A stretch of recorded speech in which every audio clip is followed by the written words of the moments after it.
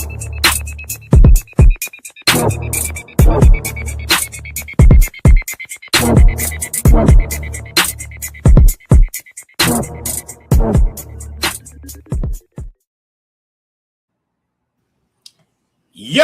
welcome back. You tuned into the Future Sports Talk Radio. We are Truth Be Told Sports Podcast. It's your boy King Hulie on the mic, and you know the vibes. You also know who I'm here with. My A1 from day one. Hollowpoint's in the building. What's up, my boy? What's good, man? How's it going, everybody? We're back again. I'm so excited. We finally back. No, we took an extended vacation. Yeah. A big part of that was because baseball season was just wrapping up for my team, and I think for Paul as well, for so you guys over there too. So I coach, and Hollowpoint is a baseball dad, so we had to go out there and we got to do our things and stuff like that. Absolutely. So it was cool, man. It's cool. So we haven't really spoken too much since returning back from the Dominican Republic. Yep. First off, shout out to everybody who who tuned in for that live episode from Punta Cana. It was a great time. First time I got a chance to see my guy in about close to 30 years, which is great. We had a wonderful time. But I'm gonna say this: when I came back, my stomach was tore up. Yours too? Yeah, mine too. Mine was messed up, dude. I just got back, dude. I'm just back to normal. Me too. I'm just barely getting back to normal with that thing. Then I got a cold right after that because Johnny went to Rolling Loud in Orlando. Oh, and I think he came back. Yeah, he brought back whatever they had down there and brought it back with us. So I had to fight that thing off too. So between my stomach being messed up and then so I know so we wanted to record a couple episodes but I just couldn't do it. I couldn't do it. So but we're here now. That's right. And we back, man. So how's everything been with you guys, man? What's been up with y'all? Good, man. Just trying to, one day at a time, man. It's about to be summer, so we're just trying to we uncovered the pool. We're trying to get the summer plans together. Been going to a couple baseball games here and there, and just trying to figure out what we're gonna do for the summertime. Kids are about a week away from being out of school. So I say a week, probably like 10 days. Okay, when's that last day? The last day is the 16th. The 6th? Oh, wow. Yeah, okay. But they have a lot of days off in between, so that's why I say the 16th. And that last week there's 3 hours early and all that stuff. So yeah, they're in their last week this week right now. So yeah. So it's the dog days, man. It's the worst. I feel I always because I get every other Friday off, so I just feel like I'm bailing my best friends out of jail. It's man, let me go get my babies. So I go get them out early. That's funny, dude. Yeah, funny. I just be man, it sucks. June is the worst. It should be no one should be going to school after May. I agree with you. I agree with you. I agree with you. Going to school in June. I agree with you, dude. But today, Brandon had an assembly where he received some awards. He got 5 awards for reading and math, which is great. Yeah. Shout out to Brandon. Great job, Brandon. But it was just me who showed up because Pearl had to take Bryce on a field trip. He had a field trip today, so Pearl went on the field trip. I'm here with Brandon, and then I'm leaving after the award ceremony, and I drop off these cupcakes to the teacher, and she's like, "Oh, okay. Are you going to be taking Brandon home with you?" I'm like, "Is today an early day?" And she was like, "No." I was like, "Well, no, no, I will not be taking him home." I'll be back at 2:00 to pick him up.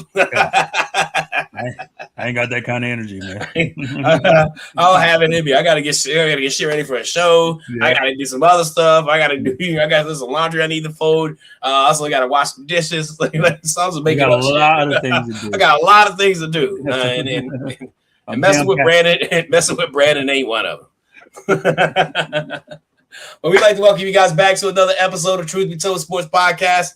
Let's get on King Hulie. I'm here with my homie Hollowpoint. We have a pretty decent show lined up for you, man. We about to party like it's 1999. Why? Because the Knicks are back in the NBA Finals for the first time in 27 years. So we were talking about that. We're going to talk about Major League Baseball. We're about a month and a half away from the All-Star break.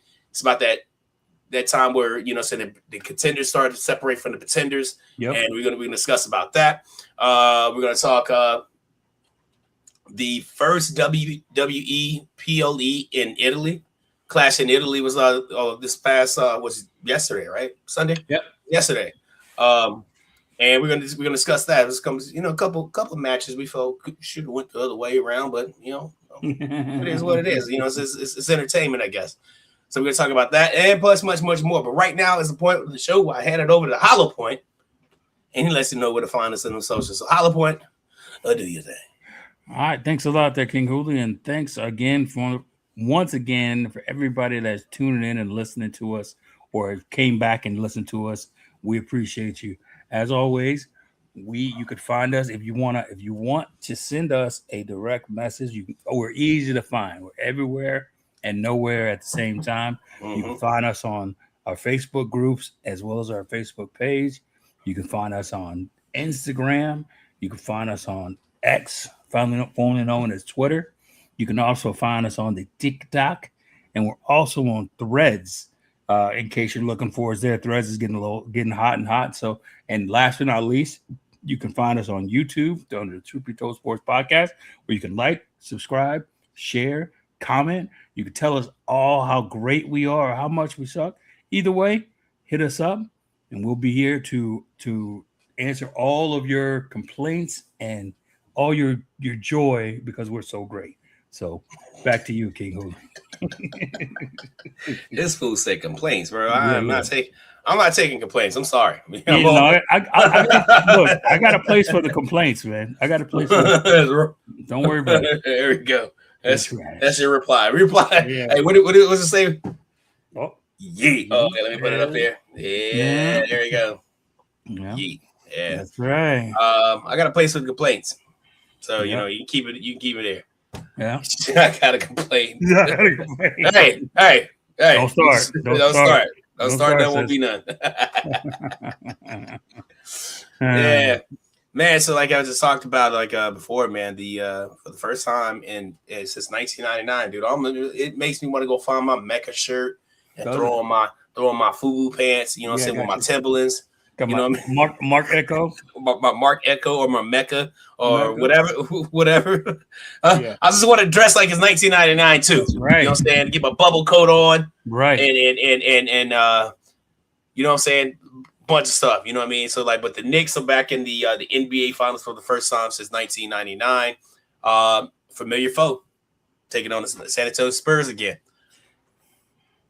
Yeah, man. How did these teams get here, man? So listen, let's talk about that. I'm gonna tell you straight up. I don't know. I had Knicks is coming up from the 4 seed. So I mean, was it 4 or 3? I think it was the 4th seed. Is it 4? No, 3. It was 3. 3. Yeah, it's 3 because Cleveland was 4. So Knicks coming out from the 3 seed, and I think everything kind of fell into place for them. If I want to say, they avoided Detroit, who in my opinion was a bad matchup for them. But they fought, and I won't out. To be honest, they have played absolutely fantastic. I don't want to take anything from them. They've swept. They pretty much steamrolled anybody who's coming their way. They won their last 11 games, and that no one has done that in forever. I think maybe the Lakers when they had their 15-2 or 16-2 run, playoff run, right, or 16-1, maybe something like that. But I think they've dominated, man, and I think they found out who they were along the way, and I think everybody's, participating, and I think Brunson's leading the way, and he has a cast of characters, and they're just doing it. As far as the Spurs, man, I just think they don't know any better, and they just play, you know what I mean? I don't think they know what to do. I don't know about that, man. They know how to beat Oklahoma City. Oh, well, they do that. They do that real good. They were the only team in these playoffs that were able to dominate OKC the way they did. Yeah, and that's even throughout the season too, because I think they went 3-1. Yeah. in the regular season, and then like of course this is what went to and game 7, but. And I partially say that in jest, but they're all young, man. They don't have no real vets out there. I mean, they got Barnes, and I wouldn't consider Fox. I would consider Fox a vet so much Not really. He doesn't have any playoff experience, right? So he's just young with them, and I think Harrison Barnes, and I think they had one more guy that I've seen before. But other than that, this is a bunch of rookies and a bunch of young guys that are just out athleting people. That's exactly what they're doing, dude. It's crazy. And then plus Wemby's he's truly an alien. He is an alien. He's a creative player. He is. That dude is like that's a big dude. His what I noticed? All 99. You know what I noticed about him? It was weird. It was just like him holding the ball, right? It looked like a tangerine. Yes. In his hands. Yes. And then he'll pass it to let's say De'Aaron Fox. Yeah. The ball's like that big. It's a regular size. Like, dude, how are they doing that? But it's just a testament how big this dude is, man. All I know is watching that series, watching San Antonio versus OKC. I hope Hartenstein, files some sort of complaint or some sort of when he got dunked on by Castle. Oh my God! I mean something. He needs to call the cops and press some kind of charges. That was nasty. Man. Oh, and then Game 7, the one where you need Chet Holmgren to step up. He get yacked on that the post. Just put him in. He put him in the goal, but it wasn't like a yam like Castle did. Castle murder. What we witnessed, what Castle did was a murder. That was a live. That was terrible. Murder, is what we saw. But with when Wemby dunked on Holmgren, it was more like a nice dunk. He kind of just put him in there, laid him on a pillow, make sure he had a little place to lay his head when he dunked. Supreme customer service. Yeah. He had a little mint on his pillow. Yeah, a little mint on his pillow. He fluffed it a little bit. Here you go, pal. Had a bottle of water from the wake when he goes. You might want to drink this and take these two. Take some aspirin. I've never seen someone so scared. And to be 7'1", I've never seen someone so scared to go into the lane because they see another dude in the lane. I've never seen it before. That's funny, dude. So yeah, that's hilarious. Yeah, that is hilarious.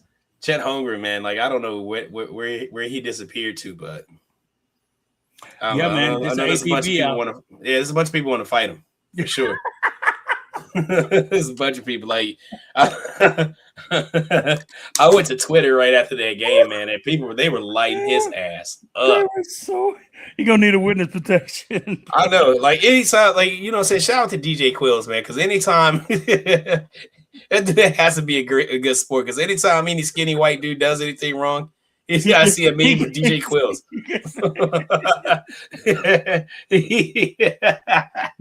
He's on the back of. I'm telling you, he's on the back of milk cartons everywhere. Yeah. Have you seen Chet Holmgren? You see him? Have you seen him? Have you seen him swing on him? Yeah, that's what's on site. On site. Because SGA went in there in that locker room looking for him. Just I'm gonna steal you, bro. SGA did his best to try to keep them in that game. He did his best. Funny about him is and to see his production in that game, 35 points, 10 assists, 8 rebounds, about 3 steals.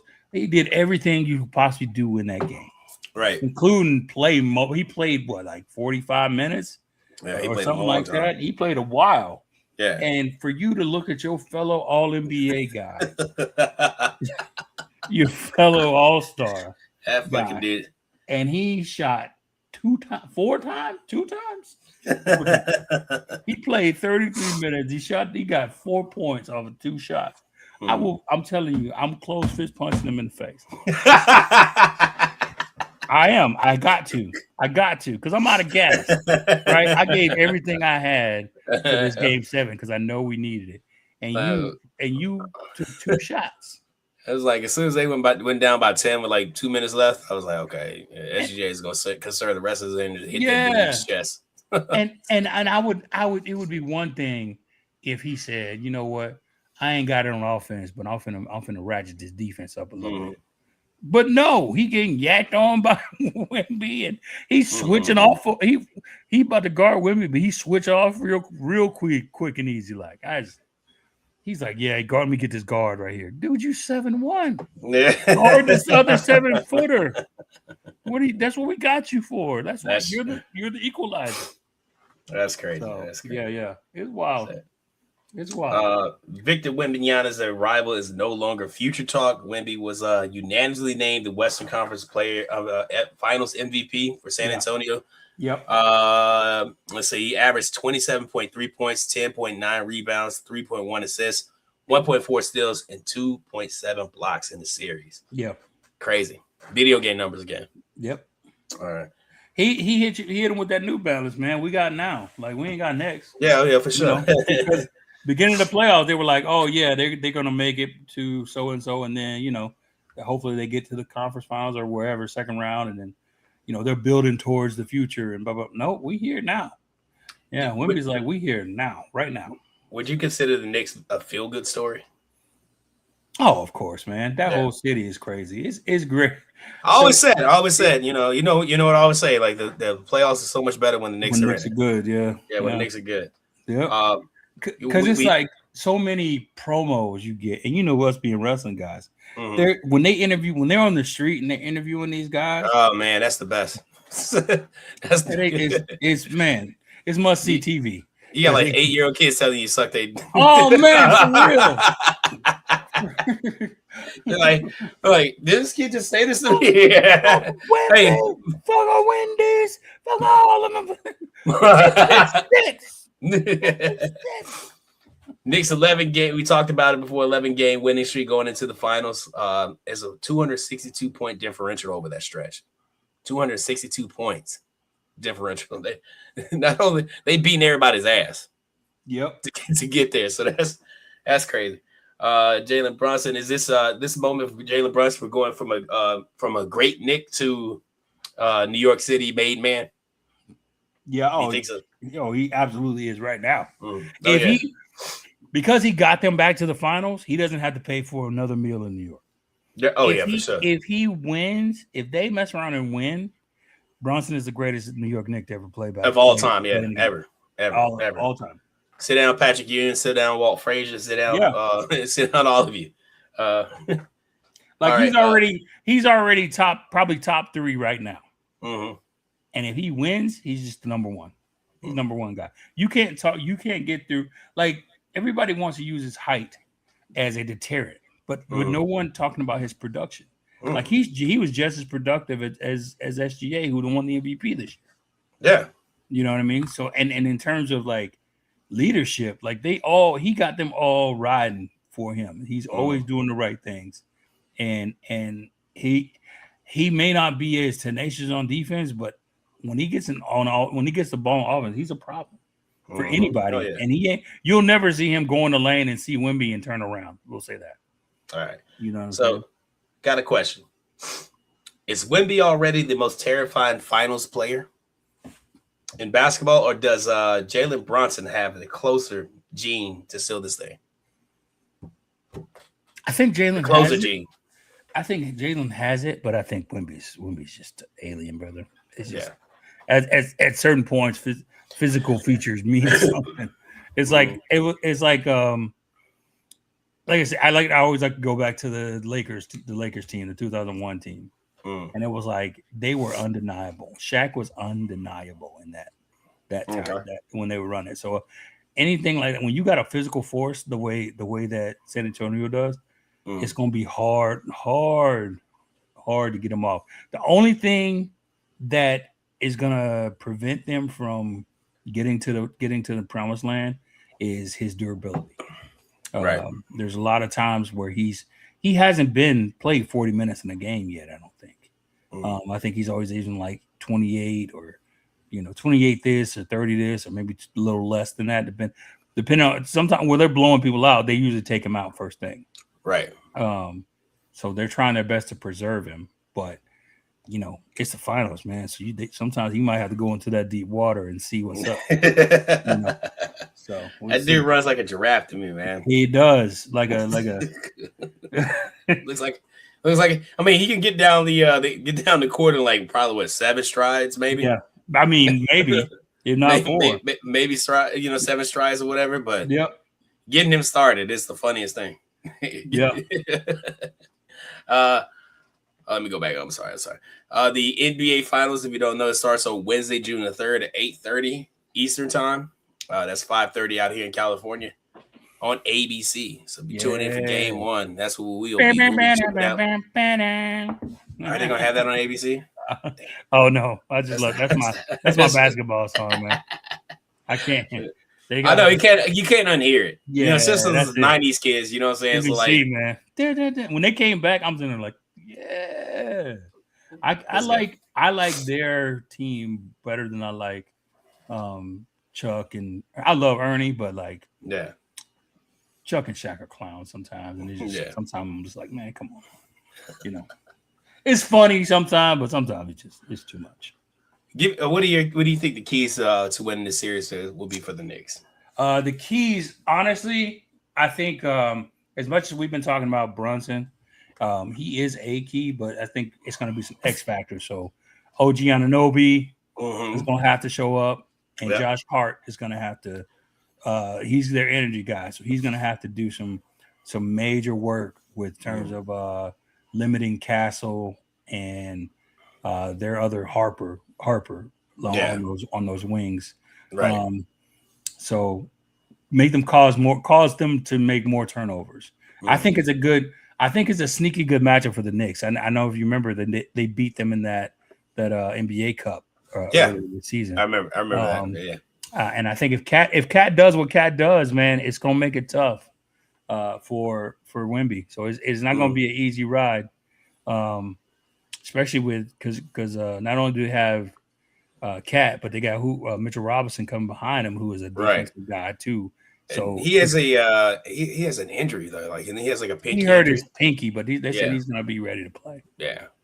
So I think their X factor is OG, how he performs, and Josh Hart. Josh Hart. Yeah. If they play well, I think the Knicks have a good shot to win, and of course Brunson just being Brunson.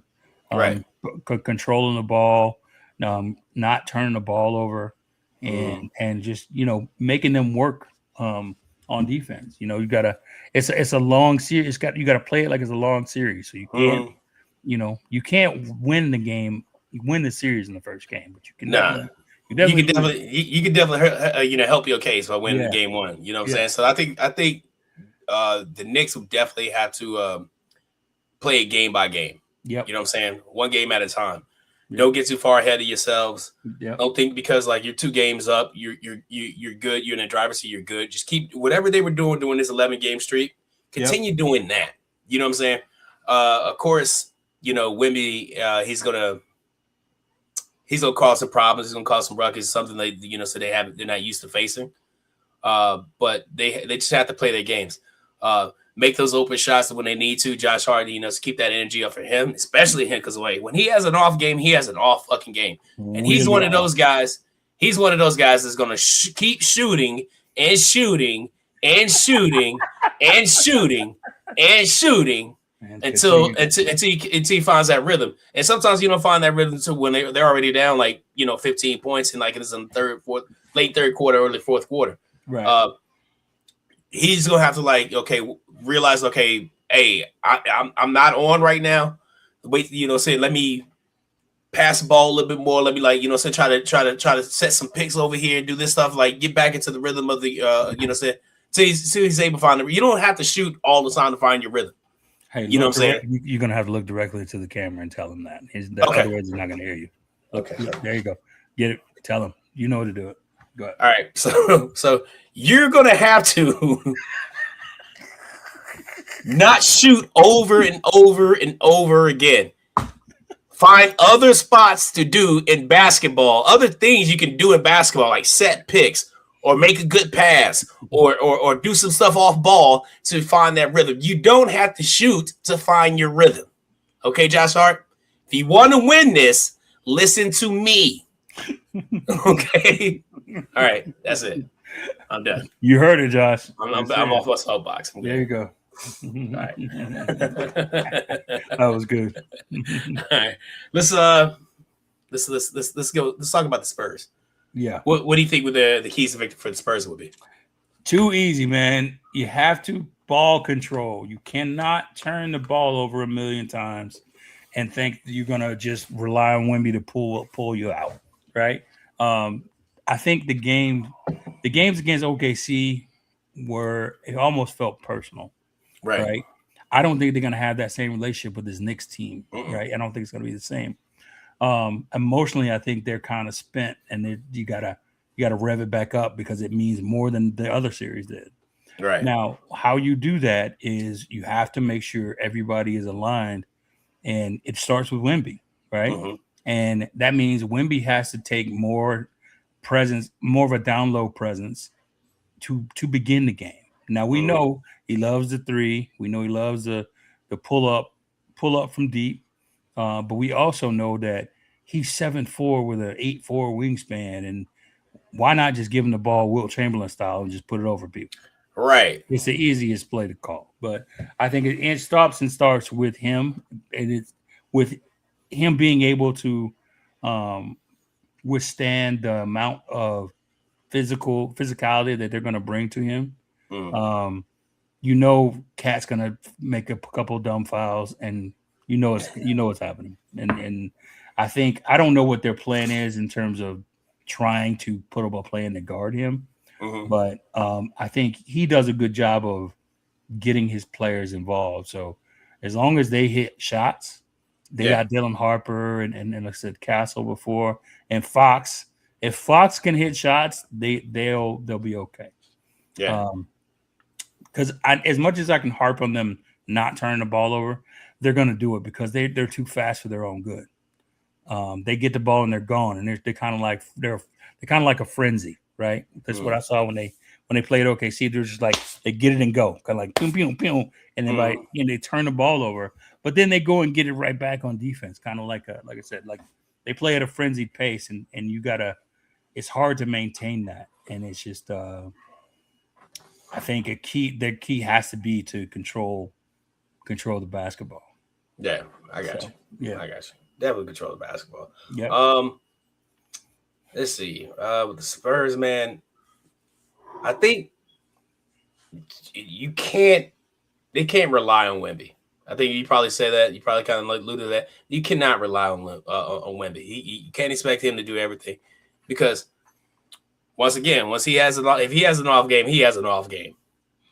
There's no recovering from his stuff, and like he also gets into it's a lot of foul trouble too. So if he can limit the fouls, taking the fouls, and I think they have a really good chance of winning these games. But he has to keep his composure too. That's that part. The other thing I didn't mention.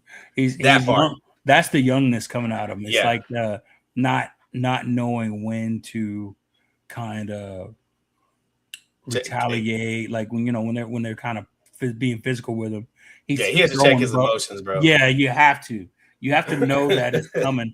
You have to know that they're gonna foul, they're gonna push, and they're gonna be physical with you. You can't just be, just you going can't be up. crying. You can't be crying. Because like, bro, I mean,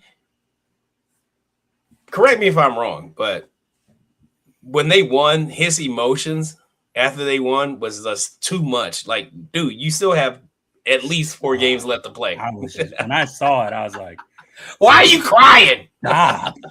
What are you doing? Why are you crying? You didn't win it all right here. You didn't win it all. Like you hugging everybody. Oh, what are you all I can think about is Kobe, just like blank face. Job's not finished. Job's not finished. Job's not finished. I'm like, this dude's all crying. We don't hang conference championship banners. No, we That's don't. all I can think of. Miss Kobe, man. I miss them too. Because people look at him like, dude, is this dude for real? Like, yeah, he blank face. Job's not done. Job's not finished. Are you not at least happy? Like, I mean, it's cool, but I mean, yeah. What do we play for? What do we play? We want to win the league championship, not the conference championship. It's a big difference. People tend to forget about those. Like, you don't have opening night. They don't raise your conference championship banner to the like you kind of get to the arena, it's already there. Like, oh shit, it's It's already up. I'll be damned. I'll be damned. You know what I mean? You don't have a ring ceremony for your conference championship ring. No. That shit's, they mail that shit to you. No. When you come back from Cancun. Absolutely. They mail that shit when you come back from Cancun. Let's talk about some predictions, man. Yeah. Where do you see? And we got a few people up in here watching right now. Jump into the comments right now and let us know your predictions of these the NBA Finals between the Knicks and the Spurs. Hollowpoint, I'm gonna let you go first. Man, as much as I want to jump on the Knicks train and seeing, I want to see the city burn. I gotta go Spurs. Give me Spurs and 6. Spurs and 6. Yeah, Spurs and 6. I think as long as they keep Wemby upright and those boys keep him upright. Harper, it's crazy. I'm serious, man. And those boys, Harper and Castle can do what they've been doing all playoffs. I think they'll be fine. I like Brunson. I like Brunson because he's an underdog. You know, not a lot of the pundits were on board at first, and now they're all of a sudden day one guys now. So I like him, but at the end of the day, if my money is going with Spurs and 6. Spurs and 6. Okay, that's good. That's good, man. I'm glad you did. So and you know what? One of us is going to be right because I'm going to go Knicks and 6. There you go. All right. I just like the way these guys have been playing ball, over this 11-game stretch. That momentum, we talk about it in baseball, like teams like rolling into the playoffs, getting hot, like at the end of the season and rolling into the playoffs and end up winning the whole damn thing or going deep into the playoffs. That's the thing. But like you win 11 straight games with that 200 plus points differential, that means you're whooping everybody's ass. Yep. You know what I'm saying? Like you just out there doing your thing. I want to see the city burn. I want to see a championship for the Knicks. I've never seen it ever. I've never seen it ever in my life. So I want to see that happen. It's just, and I like this team too. I like Brunson. I like Josh Hart. You know what I'm saying? I like so I just like, so I like Cat too. I like Cat too, even though he's kind of zesty at times. But I like him too, you know what I mean? But I think they have a I like Mike Brown as well. I want to see them win for Mike Brown because I don't appreciate the way Sacramento did him. Oh yeah. You know what I'm saying? So I that organization is just a shit show anyway. Like you talk to any of those execs or any of those former players. Yeah. It just, I hope for that too. I'm proud that Mike Brown got an opportunity to show what he can actually do as a coach. Right. And that it wasn't just a one-trick pony because he had LeBron or, this, that, and the other thing. It's just people want to always move the goalpost when you have a certain level of success. And I think once you look at Mike Brown's total body of work, you can see that, hey, he's a hell of a coach. And just like the Knicks are more than lucky to have him as their head coach. And just to be to be successful, not only he took a already successful team and took them to the next level. Right. So that's good coaching right there, I think. It's my opinion. That's good. That's good stuff, man. So I'm gonna say Knicks and 6. Okay. Knicks and 6. It's kind of hard, like I don't see that momentum just screeching to a halt. No, man, and it's going to be a tough series. I think it's going to be tough all the way. I think, the Knicks are a blue collar team, and I think San Antonio is kind of green enough to be in the mix for a certain period of time to just be ready to get it. So I think they're scrappy. Both teams are scrappy, but I think both teams have talent up and down the lineup. I think both teams are about probably 8 people deep. So that's probably going to be the biggest factor of whose bench is going to be better. But at the end of the day, I believe that when you have a 99 player on your team, it's hard to overcome. He's an alien, and all of his sliders are all the way to the max. So it's just, You got to deal with him going into that play, and you know what's so funny is Brunson is all of about 5'10", soaking wet, right? He could stretch him, put him some good shoes on, maybe get a couple tissues in there or something, some uplifters, however you want to do it. But he is not scared to go in that hole after him. I saw a couple highlights of that game. He was just I'm going in there, and I'm going to bump you off. You're going to have to block me every time I go in. So I definitely respect that about him. He's just no fear whatsoever. So I like that. Right on. All right, let's move forward, man. Like some Major League Baseball, like we were about a month and a half away from the All-Star break. Yeah, but this is that tree shaking spot of the season where we find out who's the contenders and who's the pretenders. I'm gonna bring up the division leaders right now. As of right now, we have the Tampa Bay, the Rays leading the AL East, the Cleveland Guardians in the AL Central, the Seattle Mariners in the AL West. The Atlanta Braves has been hot. It's been hot. Been smoking. Yeah. The Braves in the NL East. The NL Central goes to the Milwaukee Brewers, and then the Dodgers in the NL West. Of these teams, which first place team is most likely to fall off? The easy answer is Seattle, because I think two teams are either right at 500 or right below 500. They're like within like 2 or 3 games of them. The Braves have already pretty much run away for right now. Just they run away they ran away. They got a good little boost. Yeah. Because they got, I think the Phillies are the next closest one to them, and they're not. It's not even close right now. Right. Tampa has the Yankees are on their heels. I think it's like two games, maybe 3. It's like I would say like about like a game and a half, because like I think the Yankees have the same amount of wins. Okay. They just had 3 more losses than the Rays. However that works out. That's a game and a half. So it's a half. Yeah, so like about a game and a half. Yeah. Yeah. So yeah, it's close. So but I would say Seattle, simply because none of those teams are really that good. Right. So it could be any of them, to be honest with you.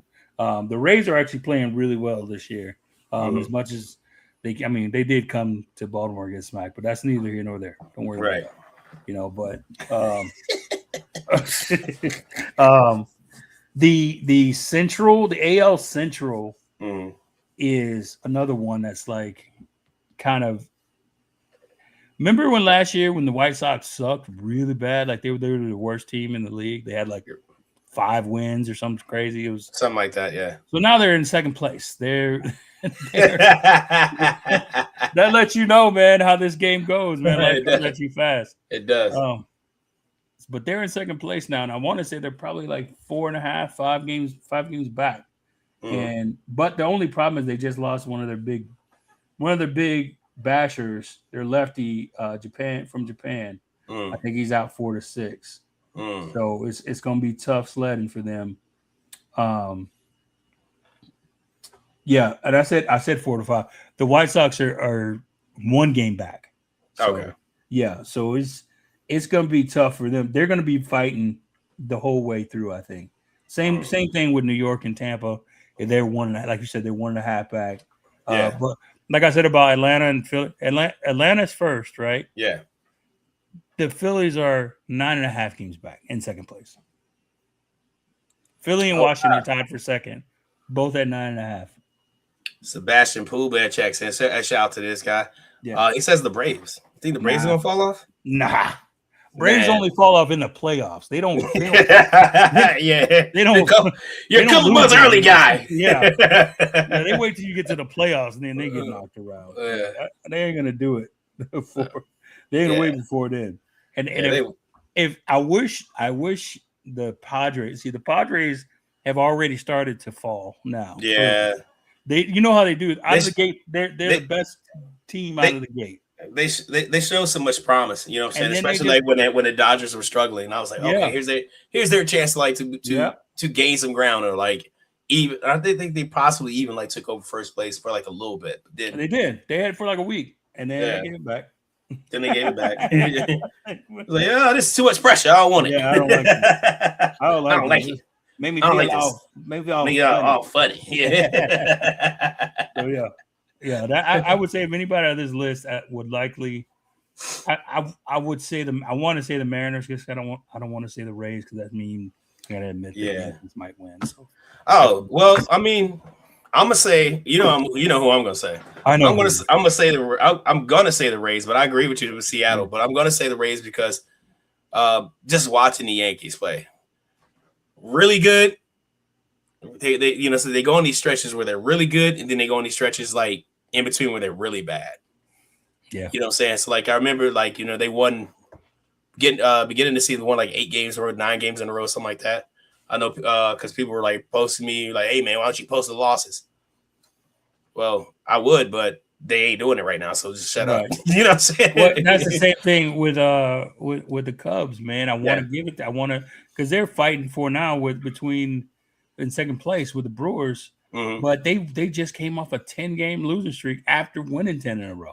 You know what I'm saying? Like, so like I don't know what to make of it. It's just it's like the ebbs and flows supreme. Exactly. Because like right now the Yankees are doing well. So they've won.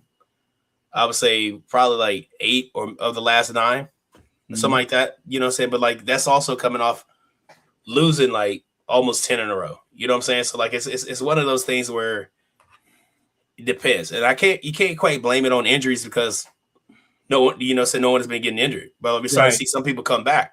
Right. Like Gary Cole came out. He came back the other day, pitched out of his mind.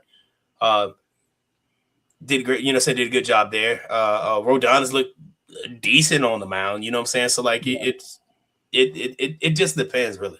Yeah, with him. I agree. But I agree with you with Seattle. See, the AL West is so ass. Yes, it really is, dude. Like you know what I'm saying? Like anybody can win it at any given time. Yeah. You know what I mean? Yeah. So it's booty ball over there. Yep. 100%. I'm really disappointed in Cal Riley too, man. I just hope after that year last year, I thought he was going to come in and just like, tear the league up, and he just hasn't. So he's doing okay, but it's not like he's not a world burner for sure. He's not even leading his own team now. Right. So that's just it's unfortunate, but I cheered for him because he was such a good player. Yeah. And he is. I mean, he's still a good catcher. Yeah. But he's had kind of a slow start in terms of hitting. It started with that WBC, man. He couldn't hit. Water could pull off a boat. He was terrible. He was terrible. Yeah, he was. Let's see, but the Braves of the class of baseball right now, Major League Baseball is the latest power ranking, has the Braves at number 1, and Ronald Acuna Jr. is heating up with 4 straight games with a homer and a stretch of 5 homers and 4 steals. Yep. And within that stretch. The Dodgers are still dangerous. Shohei Ohtani is starting to get hot.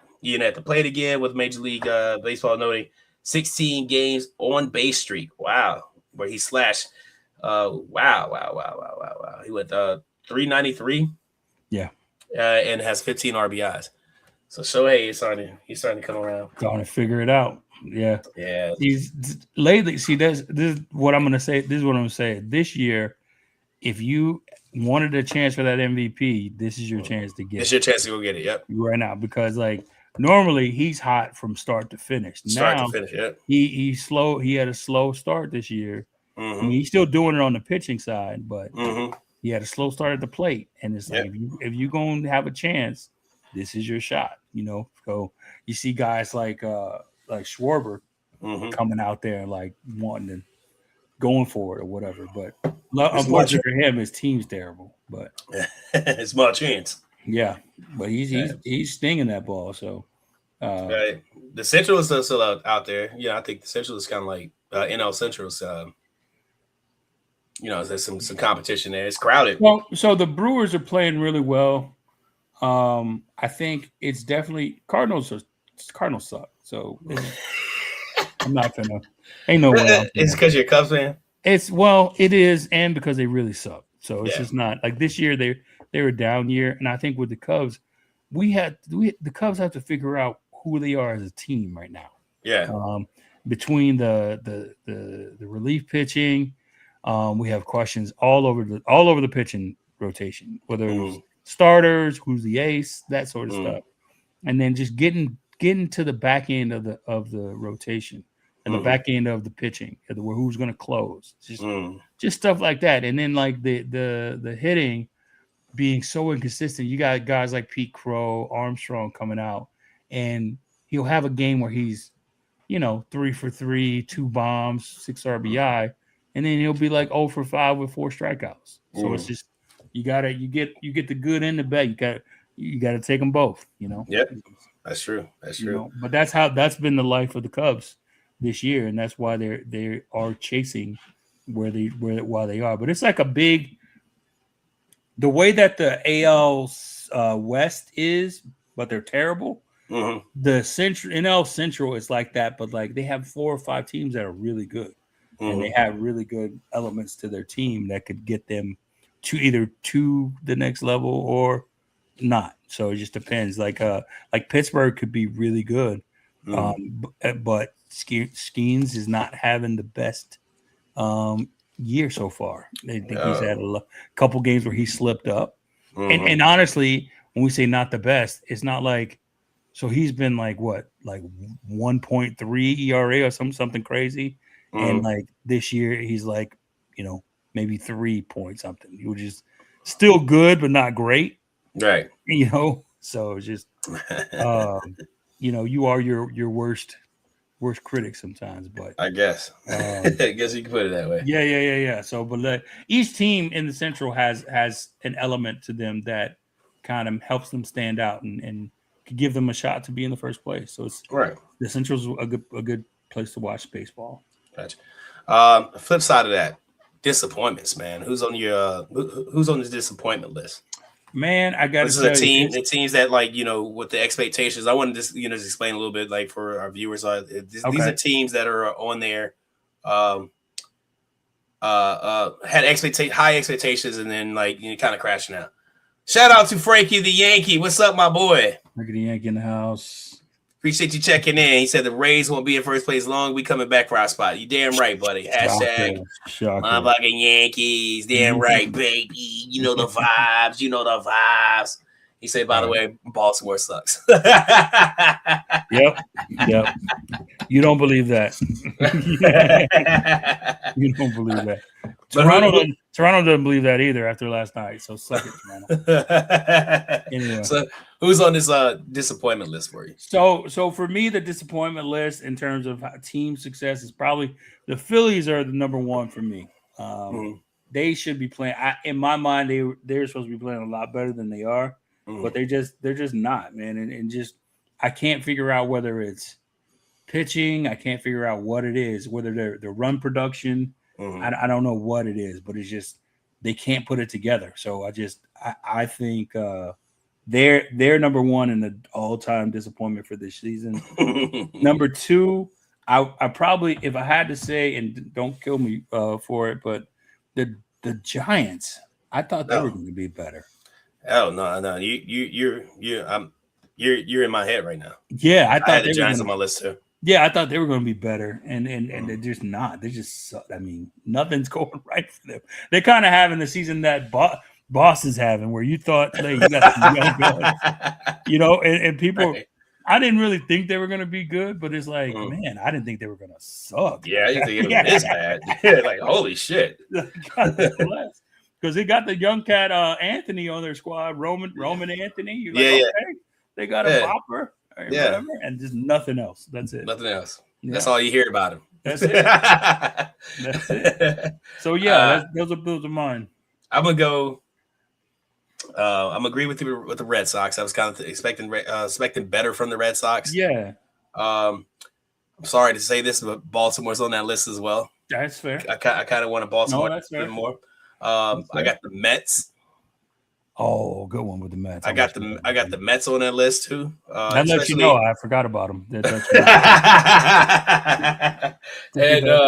And as much as this makes me happy, but like the Astros, man, I like saying the Astros are kind of like I expected more from them. I didn't, so it's just I knew they're gonna be somewhere in the cellar somewhere. Like you know what I mean? Like they had it was like I feel like for the next 15 or so years, if the Astros don't do well, you can be like, y'all had a good run, just go chill out. Just chill out. You had a good run. You chill. That's kind of like it's kind of like if Golden State sucks for the rest of the time. It's just like you had a good run. It's cool, man. Y'all, Yeah. Hey. It happens. Like, remember we won? Yeah. Remember when you? Yeah. There you go. Remember those times. Yeah. Remember those times. And I'm happy for that. I'm just got the basketball because you mentioned the Golden State Warriors. I just remember living in the Bay, before they got good. It was like right after they got Curry. Right. And they were really, really excited about it, but they still kind of sucked. And I was like, okay, well, but you can't tell these Golden State fans, we're going to be this. They knew it. Right. They knew it. They were just a little bit about 5 years too early. Way too early. Yeah. Way too early. So yeah. The All-Star game is on July 14th at Citibank Field in Philadelphia. Anybody you think will be there immediately? Like anybody, what I'm saying? Like, no, I mean, aside from the staples, you know what I'm saying? Of course, Aaron Judge is going to be there. Of course, Shohei Ohtani is going to be there. Of course, Ronald Acuna Jr. is going to be there. Mm-hmm. Is there anybody that is putting on a season right now that you like? Oh man, I think I'm going to see them in July. Well, Gunnar Henderson from the Orioles is going to be there for sure. Right. He's probably he's hit everywhere from leadoff to cleanup, and in each spot he's done the job for the Orioles. He's probably one of the bright spots. Him and Pete Alonso have probably been the bright spots for the Orioles. So I would put him as a no-brainer, and I would put Pete Alonso as a maybe. That's a maybe. Okay. Yeah. Okay. I know it sounds like I'm a homer, but I literally just watched them at the field, and they both were killing it. So shout out to them. Damn, I can't think of anybody other than the stable people, man. That they're just putting on a stellar season right now. Yeah, that I think should be in there. Oh man, I'm gonna have to think. I made this question. I didn't even think about it. I didn't even think about my answer. Fire yourself. I'm fired. How dare I? How dare I? How dare I do this? Yeah. How dare I do this? Let's talk some WWE, man. Yeah. Biggest, the first PLE to take place in Italy took place yesterday. Clash in Italy. Sorry, I got a little rundown right here. Of the list, you know what I'm saying? So we saw Roman Reigns and Jacob Fatu, Cody Rhodes and Gunther, Rhea Ripley and Jerry Cargill. Brock Lesnar came back out of retirement, beat up Obafemi and Sol Ruka. Defeats Becky Lynch. Of these matches, and I think we texted a couple times, like saying a little bit after this. When I got a chance to watch, because I was so busy yesterday, I didn't get a chance to watch it until like later because it came on really early for us over here. Anyway, so like 11 o'clock, right? Yeah. I was at the at our closing ceremonies for the Little League team. So didn't get a chance to watch it, but I waited till I got home and showered, and I had to take a nap first. But then I woke up and started watching it. That son whooped my ass. Who was that, Paul? Yeah, of course. What's up, Paul? Hi. You can't hear me. Hi. Just say hi. Hi. Hi. Uncle Melvin, you say what's up? Hi. He said hi. Hi. So Ruka, man, I'm very impressed with her. Me too. Very impressed with her. The way she's doing things. And I'm just so happy she shut up Becky Lynch because I cannot stand to hear that. I can't stand to hear that lady talk. I can't. You know why I can't. And we know it's wrestling, right? It's just like it's performance, it's theater, it's soap opera, it's all of that stuff. It's fake. But it's I look at her and I'm just like, who's she gonna beat up? You know what I mean? Like Like there is no time. Like when you see Daniel Bryan coming there, you like he's a technician, or AJ Styles, same thing. He's a wrestling guy. You believe that they can, even though they're smaller, you believe that they can gain an advantage, right? Yeah. There is no scenario where I believe that Becky Lynch could beat anybody in a fight at any point. Absolutely not. She's not necessarily athletic at all. She's savvy, like she can get around the ring. Yeah. She knows the ropes, but it's just when I saw Soul and just how she's an athlete. Yeah. She can move. She does her little things with little to no effort. And just when she jumped off the top rope and hit the backflip on her, I was like, oh man. Ain't no way I'm doing that. That's crazy. So like, see, I was like you. I was impressed. I like her. I like her. Brock Lesnar, man. Brock Lesnar and Nova Femi. I hated it and I liked it at the same time. I hated it. And this is one of the ones we kind of disagreed on a little bit. It's like you think it was a squash match. I think it kind of was. But but you know what? Thinking about it, if you told me, it was like, what'd you say? What'd you say to me? I'm sorry. Hold on, I'll pull up our conversation. Basically, it was like it wasn't necessarily a squash because how much it took for him to beat him. Like he wasn't just seven F5s and then plus one through the table. Plus one through the table. Yeah, to beat him. Like he was getting up and getting up and getting up and getting up, and like. He didn't just crush it. And I think it's more testament. And then the next day, like Raw, he's back. He won the Fatal 4-Way to be in the King of the Ring. So and then he did a little promo saying, "Hey, I'll see you down the road." So we know they're setting up for SummerSlam. For sure. Yeah. So, I think if I ruled the world, the story would have went a little different.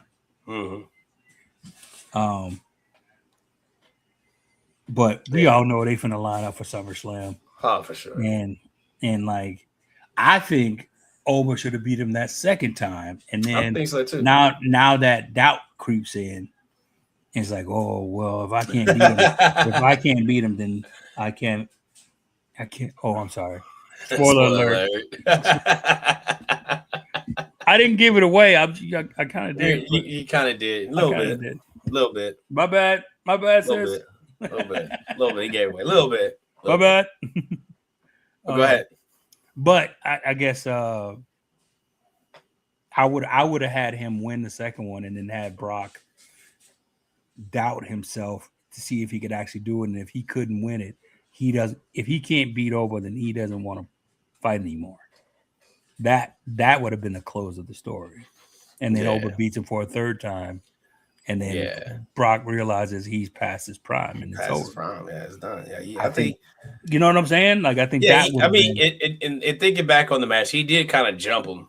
You know what I'm saying? Initially, he did. You know what I'm saying? He jumped. He jumped him initially, and like he took advantage. It brought me back to that one. It was years ago. I forgot who he was fighting. I think it was like Kurt Angle, something like that.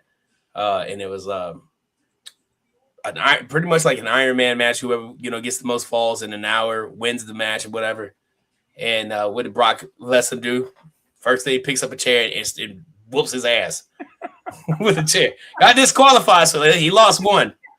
That was Kurt Angle. Yeah. Then the bell rings and the F5 them pins it 1, 2, 3. Picks him back up. Bell rings again. F5s 1, 2, 3. I was like, that was genius. That was smart as fuck. That was smart as shit. Yeah. So like, but he did kind of jump him a little bit. Said to gain the advantage. Had it been straight up, Oba would have wiped the floor with him. I agree. But we're not the writers. So. Nope, we're not, and we gotta. And honestly, man, I never want to. A lot of times, people get upset because it's not the outcome they want it to be. Right. So then they think it's something wrong with the product. Like, nah, there's something wrong with it. They just don't think the way you think. And that's all. Nothing wrong with it. Just watch it for what it is and just watch the story as it goes by, That's why I've been able to do later in my stages, just because I love to take it back to when I was a kid and you don't care about none of the dirt sheets or none of that, the commentary afterwards. You're just looking to see if your guy is going to win or not. If he won, you were happy, and if he lost, you cried like a baby and you went home. You know what I mean? That's true. That's not fair. That's not fair. Right. So, I hate you, Hulk Hogan. Yeah, exactly. So you take it out on your figurines when you get home. Don't worry about it. Yeah. What's that one TikTok of that guy, like, saying of a team, he did it a lot for college, or like even like baseball. So I seen him play like the show. This guy, like, say like the Yankees like lose to the Dodgers or whatever in the World Series, but like he put it on rookie mode. Put on rookie mode and like the Yankees are winning like 220-1. And just like it's just him going. Yeah. He's coping. That's how you cope, man. That's how you cope, man. Yeah, next match, Rhea Ripley defeated Jade Cargill to retain the WWE Women's Championship. I think we agreed on this. I think Jade should have won this game. Or should have won this match. Yeah, Jade should have definitely won. I think what they're doing is setting up a Rhea Charlotte Flair situation for whatever reason. As much as I wish they wouldn't, I think they put a lot of time in getting people to like Charlotte. Yeah. That it's not working for me, man. No. It's not working for me. It's not working for me at all. Like even pairing her with Alexa Bliss, it's not working for me at all. I think I like it. I like her paired with Alexa Bliss. I like Alexa Bliss a lot. Yeah. So, but in terms of Rhea Ripley, I liked. She's kind of. They need to give her a storyline that means something, and I think that's part of the problem right now. Is like she's like, even though she's the champ, I don't think there's a lot of. I don't want to say competition, but the stories are kind of stale. Yeah. So I wish that the writers or whoever's in charge does a better job of getting her kind of a rivalry that we can kind of sink our teeth into. Yeah, like something that's like prolonged that tells a story. Because everything is like with her is like, okay, this one person does this to Rhea. Rhea comes back and like, whoops her ass, and then that's it. Yeah. Yeah, that's what I'm saying. So it's like it's just we got to make it believable, and like I don't like everything doesn't have to be gang wars in this mug. Everything is you're looking at gang. You got 3-on-1s and all these people jumping. Now she needs help. I think the thing about Rhea is she had EO for a while, but that was kind of one of those put together things. That wasn't a real thing. I think they manufactured that. But she doesn't have any true like allies to where she can handle somebody's kind of trying to jump her. Right. She's more like Stone Cold in that sense. It's like, gotta don't trust nobody because, she did some dastardly shit back in the day, and I think right. People don't forget that shit, man. Like your boy LA Knight, he just goes on and on and on and on about Roman Reigns. Like, my God, please shut up. God. Yeah. Like, move on, bro. Let it go. Move on. The worst part of his whole diatribe was he bitched about how the bloating line was jumping people 3-on-1, and then Roman Reigns just handled Jacob by himself. Yeah, he had nobody to help him. Nobody. So now what you're crying about? So like, I was like, man, shut up, jilted lover. Jesus, dang, man. Cody Rhodes, and Gunther. Cody Rhodes defeated Gunther to retain his undisputed WWE Championship. Be honest, I'm about over Cody Rhodes. Like, I need him to turn heel because this. I don't want him to turn. This shit is This shit is getting stale. I don't. What I would rather. I want them to get rid of Sami Zayn. So bad. That's another one, man. He gets on my nerve. Yeah. He gets on my nerve. Now, I like the Gunther Cody dynamic. I don't like I feel like they kind of nerfed Gunther a little bit because he was this menacing, like dominating force, right? Until he came up against Cody, and now it's like he's got to cheat to win almost, you know. So, not necessarily cheat, but he's like, you know, complaining to the refs, doing all this other stuff. I like Gunther a lot. Yeah, I like Gunther a lot. I enjoyed his reigns as like both Intercontinental Champion and his reign as the World Champion. I like that he just straight up tells the people that, hey man, I don't even know why you're showing up. To be honest with you, I'm better than you, and I'm probably going to beat the crap out of you. Right. So it's going to be bad. So if you show up, I'm probably going to beat the crap out of you. I'm telling you. Just letting you know right now. I'm saying what's going to happen. So like you can book your flight and you can get in this ring with me, but I'm letting you know right now, I'm about to whoop your ass. Go ahead. You want to be part of the show? No. You sure? Here, say I'm gonna give you 2 minutes for your nephew. Hold on. Okay. Here, put it on. Come on, let's go. Hold on. Say hello. Here's What's the up? Mic. Here's the mic right here. What's up? What's your take? What's your take? No, nothing to say. Just say hello. It's live. I don't know. Everybody's watching you right now. I don't watch wrestling. Just say hello. Hi. All right. Good enough.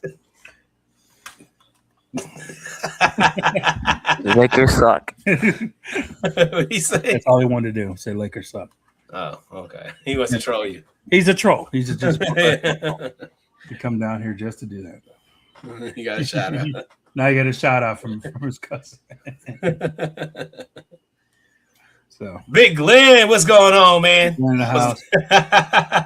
How was the Lakers Cancun meetup in Punta Cana?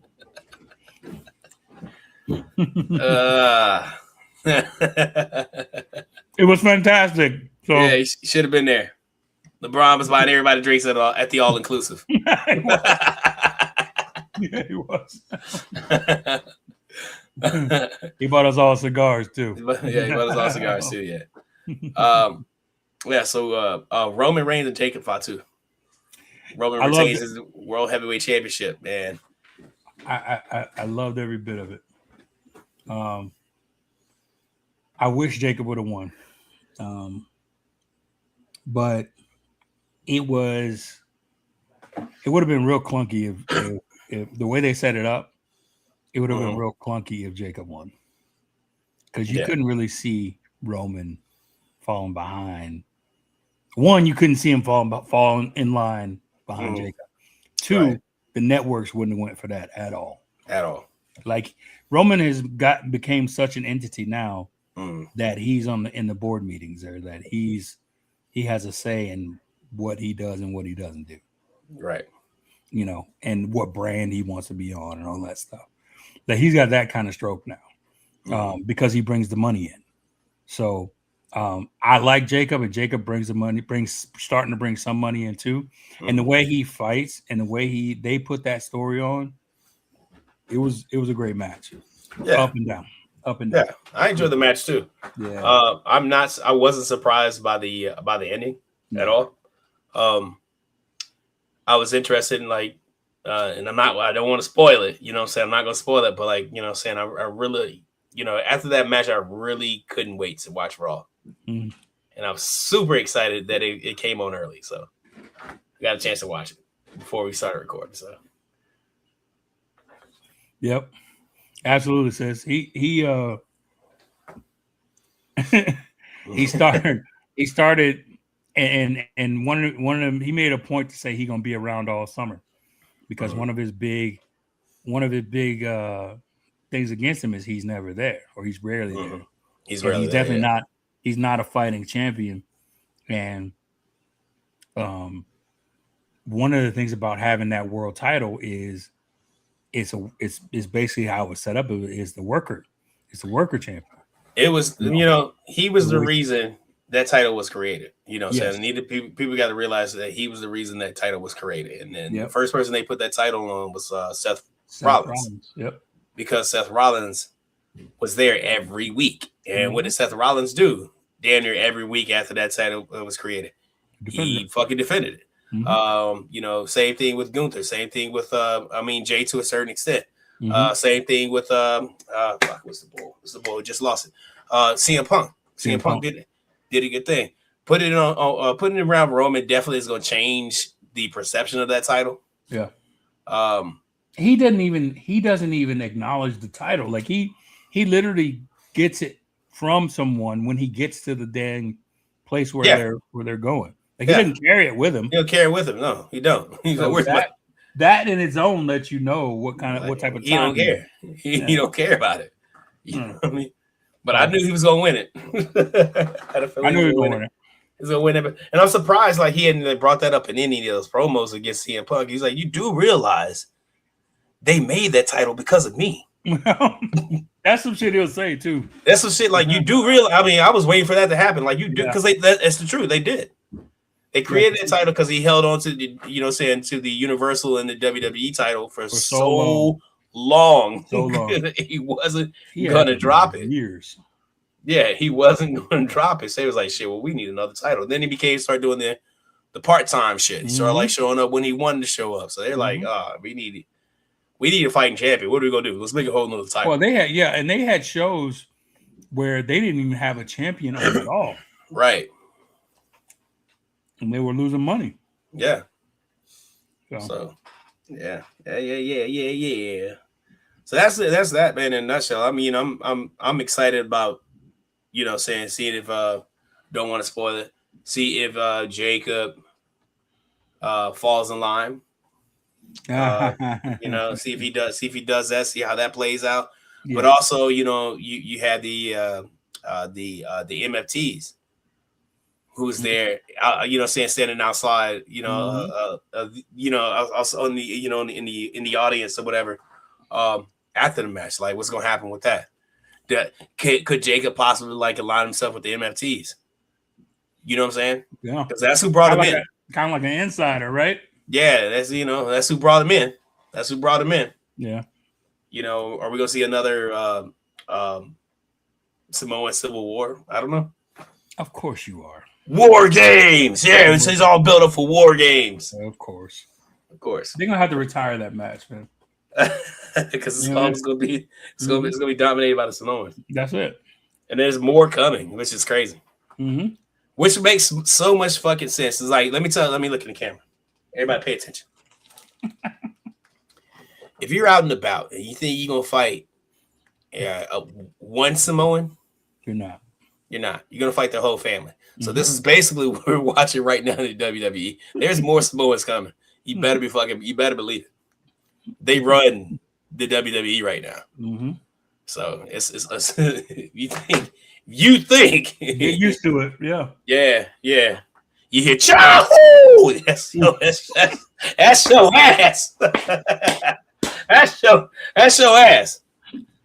That's why I'm friends with all of them. Every Samoan I meet, bro, I'm like, hey, what's up, Oos? I'm cool with all of them. I love all y'all. 100%. Because I've seen what they can do. Yeah, you never get me to say a bad word about them. Never. Ever. You think no, seriously, think you're gonna fight one? Yeah. Think that shit's gonna be 1-on-1, bro. And think, okay, it can be one dude and then 4 of his sisters. You're gonna fight all 5 of them. And all 5 of them hit like the brother. You know what I'm saying? Yeah. So keep thinking that. Yep. I think and sis, you're right. Zilla gonna be one of the ones that show up. Yeah. Only thing with Zilla is he's not polished. Yeah. And he's definitely gonna need to go down to NXT Mm-hmm. and get some of that NXT love because he's one of Booker boys. Mm-hmm. So he gonna get the love, but you have to get that training. That's right. Yeah, they will mess him up if they send him right to the show. Oh, for sure. Mm-hmm. Oh, for sure. He's a big dummy. Hold on a second. Let me make sure I get the music together first. So this episode, we got big dummies. Okay. I wanted to share the love because we hadn't been on in a while to give some dummies away. So for this is in the vein of NBA and the final start on Wednesday, we got Gilbert Arenas and a big dummy Hall of Famer, Draymond Green. He's a Hall of Famer. He's a big dummy Hall of Famer. He's been on this show a bunch of times. Oh, yo, bro. That's the best thing about life, bro.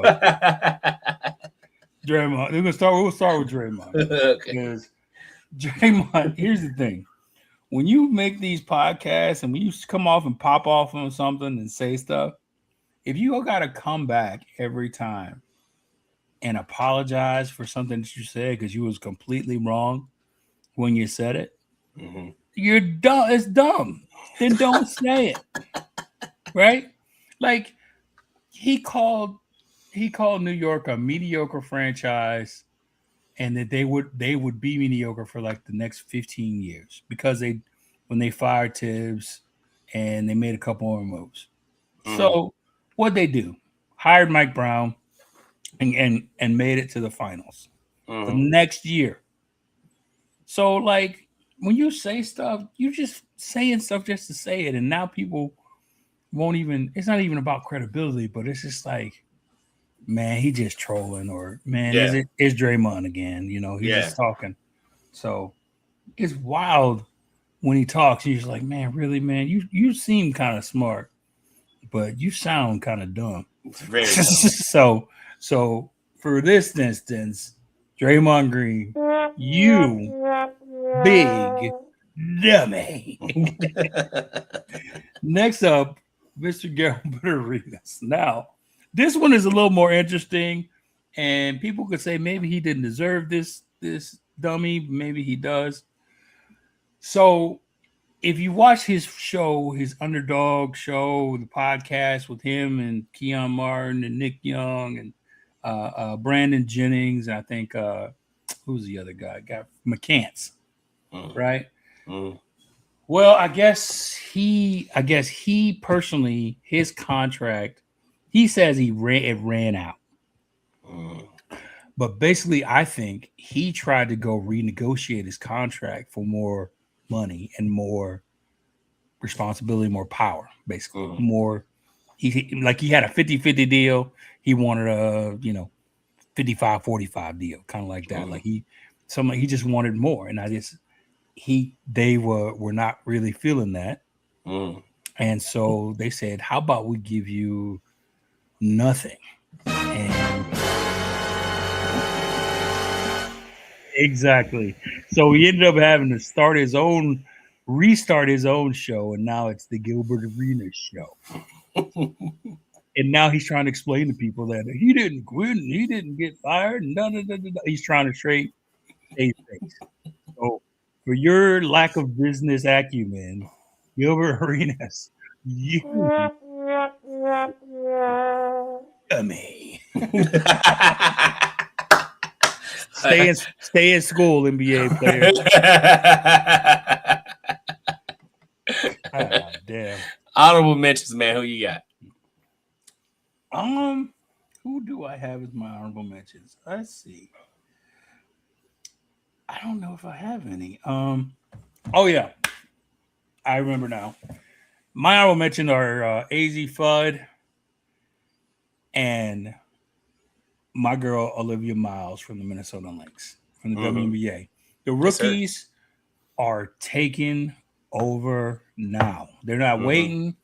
They are just like, hey, we getting in here. Little smaller honorable mention to Raven Johnson, I think, for the Fever. She's also doing her thing as a rookie. And the two girls from UCLA that's playing for the Mystics, Yeah. also doing their thing. But these two right here are box office. AZ Fudd, I don't think I've seen AZ Fudd miss a shot. And be honest with you, I haven't. That's And like, good. yeah. And I think Olivia Miles is like the female version of Magic Johnson. Yeah. To be honest with you, she can score. I gotta watch her play. She can handle the rock. She can score. She can dish. She plays a little defense. She does a little bit of everything. But she's a fantastic teammate. But she also knows when to take over the game. So it's just it's cool to have a player like that with a great attitude and a fierce competitor that she is. Fierce without being kind of whiny, and they don't complain to the refs. They just ball. I like that. Yeah. So, yeah. Those are my honorable mentions. One more, right? Yeah, one more. I got one more. Yeah. That's right. How could I forget about the return of the queen of the tennis world, Miss Serena Williams? She is returning back to play doubles in what tournament is she coming back for? Is it the US Open or Wimbledon? Or is it just I'll tell you right now. Hold on a second. I got so excited I didn't even look at the details. Man, where was it? Oh yeah. For the Queen's Club tournament in June 8th. There it is. Will be her first competition since the 2022 US Open. That's a long time. That's a long time to be out. Yeah. Good luck to her, man. I'll definitely be watching.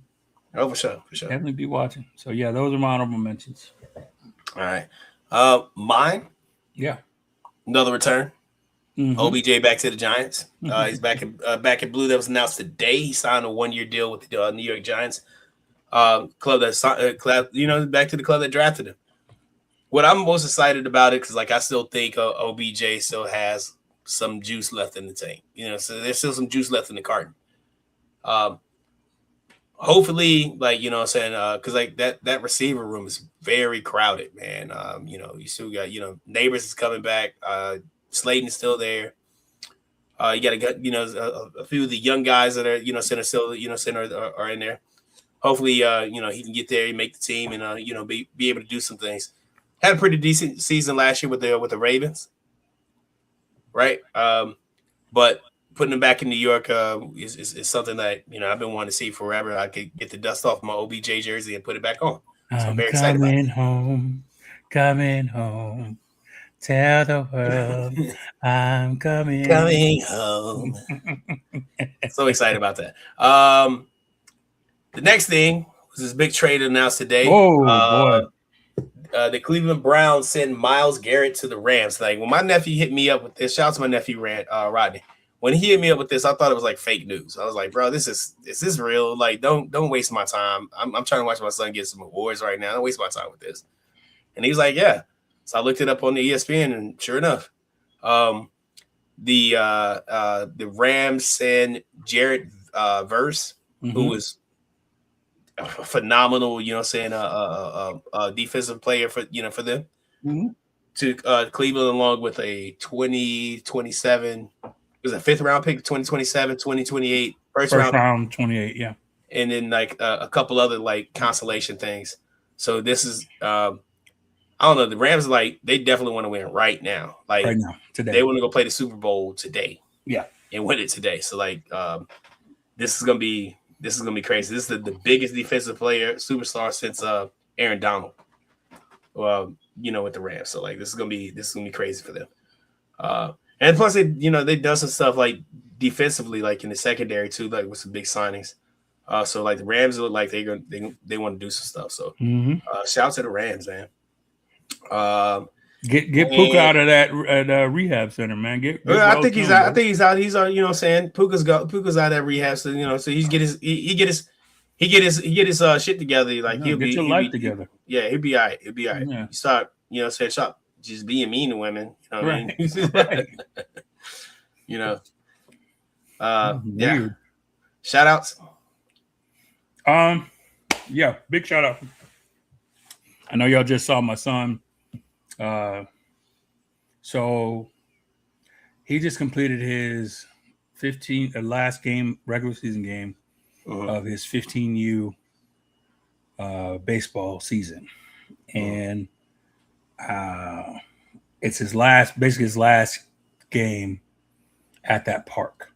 He went 3 for 3, and he scored the game tying run. So he had probably one of the better games all season for his last game at that park. It won't, because in the playoffs, it technically won't be his last game at the park, but for regular season purposes, right? He had been there since he played T-ball for 1 year, and then we went to Korea, but he came back. He played 10U, 12U, and now 15U. So it definitely a place that was it's kind of like my Matthews Park was for me. Right. And just kind of, I don't know. He won't realize it because he's like, whatever, but like I realize it. So it's just like the next level. Now I just realize he has to go. Now high school ball is next. So big shout out to my son, man. He's been doing it big with baseball. Hopefully they do well in the playoffs enough to win the championship. They just got to win 3 games. So hopefully they can do it. Right on. All right. I'm going to stick with baseball with my shout out. My shout out is to my undefeated Norwalk Little League Minor C Cubs, 14-0. That's 14 games up, 0 losses, averaging about like 20 runs a game. Yeah. Now, it's one thing I want to say, right? I grew up loving this game. I grew up playing this game. I grew up, finding the love for, this sport, the sport of baseball. A little bit older than these guys right now, but when you see it. You know what I'm saying? When you see a kid like enjoying playing.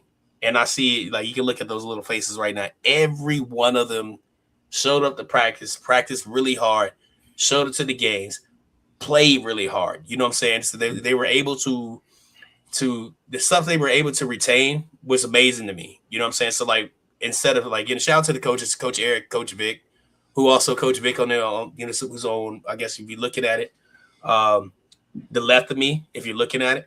But we found out he beat cancer earlier this season. And that, so shout out to him for doing that. That was the battle he had to do himself. And like, and then the recovery of it, like he missed here and there, but when he was there, the kids enjoyed it. But every one of those kids, man, were really good. The way they was able to retain things. And once they was able to, hey, they got it. Let's move on to something else. Right. Covering base, like we were the only team out there, like covering bases defensively. You know what I'm saying? Like, okay, the ball's hit over here. Kai, you got to run over and cover second base. Julian, you got to do this. Julian, don't sit there and wait for the guy to come to you to tag him. You just hit the ball and throw it to first. Bro, 2 times this season, I counted 2 times that we almost turned a double play. 6-year-olds. 6-year-olds. That's crazy. Almost turned a double play. Like, really close. Like, the last game, we got really close. If Joel had, like, just been able, like, I think he was excited about getting the ball. Like, it's coming. He's looking at the runner. It's coming. And he just, like, the runner's getting closer. He just he thought the ball was, like, at his glove. He just picked it up and tried to run back to first, attack first. But he left the ball right there. That's how close we were to turning a double play. Yeah, that's dope, man. And if we did that, I would like you probably lost it if it had happened. Game's over. I would have lost it, dude. Because every one of those kids. We had 10 kids. All 10 of them enjoy playing baseball. And I asked every one of them, like, "Hey, this is a different point. Say, hey, do you like playing baseball?" "Oh, I love it." "What do you like the most about it?" "I like my coaches." Nice. And that. You know what I'm saying? That meant the most to me. So, like, and I love every one of those little faces right there. You know what I'm saying? It's looking back at me right now, and I'm very proud of him. Can't wait for fall ball. You know what's so funny? What's up? Always going to remember you. Yeah. No matter how long. Like, I still remember my coaches. Mm-hmm. They're always going to remember you. If not your name, they're going to remember your face. Right. Even growing up, I was like, I remember you were my T-ball coach, or you were my coach, And as long as it's so cool that you can have an impression on their lives, right? Like that, and it's just it lasts forever, especially in a game like this. Yeah, It's so great, man. That means the most to me, dude. That's the biggest part of it. Like I was talking to the other coaches, Impact. like that part right there is like like you just told me. But Coach Vic told us like he's been around Norwalk Little League for like 20 years. He coached his daughters, and he coached his son who sadly lost his life, but he coached them, and like he gave me and Coach Eric one of his one of the first Little League coach pins that they gave him. That's what he gave us as our end of the year present, and like I'm gonna cherish that for the rest of my life, right? But he's saying that they're always gonna remember you. So these kids are always gonna remember you, despite. So they'll always remember you. We have at least one more season together as a team before I think they try to break everybody up during minor B. Yeah. But we have like fall ball coming up, so we'll be back to the Little Bombers. Okay. We'll be back to the Little Bombers coming back. Little Bomber baseball, the vibes. So like, I'm excited about them, man. I'm very, this season was fantastic. I was just astounded like how much they learned, how much they were able to retain, and how much they were able to like just put it on the field. You know what I'm saying? So very cool. Shout out to the little Cubs, man. Even though it wasn't a championship game or whatever, you know what I'm saying? Going undefeated and having other coaches come up to me like, oh, you guys coach the Cubs. Like, we heard a lot about you. We heard a lot about your team. Oh, shit, y'all talking about us. Oh, okay. Oh, okay. I sat in the Duncan booth, right? And the manager for one of the teams was like, hey, can you stay there because you guys have kicked our ass all season. I think my kids want a chance to dunk you. I'm like, nope. No, we're done. No, I'm getting out. Thank you.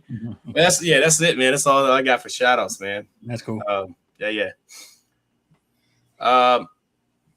That's it, man. So like we thank you guys for tuning in once again. Want you to check us out again next week. We'll be back next week. Make sure you follow us. Make sure you like this video if you're watching it on YouTube right now. Appreciate everybody, jumping in the comments.